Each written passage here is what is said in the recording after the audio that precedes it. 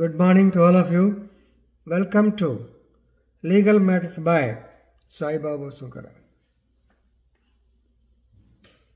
కొన్ని సందర్భాల్లో సుప్రీంకోర్టు కూడా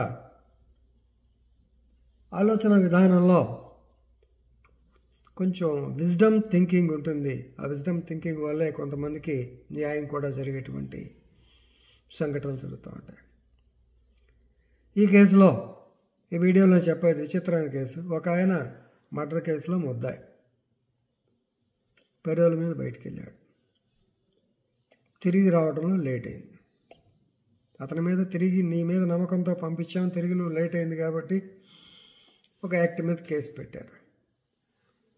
అతను తిరిగి రావటం లేట్ కాదు, గతంలో నా మీద మర్డర్ కేసులోనే శిక్ష కన్నా ఎక్కువ కాలం ఉన్నా నేను, కాబట్టి తీసేయండి అన్నారు. తీసేయాలా లేదా? సుప్రీంకోర్టు తీసేసింది. హైకోర్టు ఏముంది, కాదయ్యా నువ్వు రా, కోర్టుకు వచ్చి నువ్వు సరెండర్ అవ్వు, ఎక్స్ప్లెయిన్ చేసుకో, అంతేగాని నాకు ఆల్రెడీ రెమిషన్ అయిపోయింది, నేను ఎక్కువ టైం ఉన్నానంటే ఎవడు ఒప్పుకుంటాడు?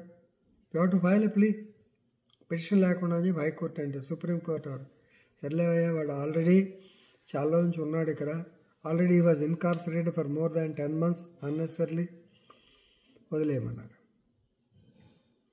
చూడండి విచిత్రం. ఓకే.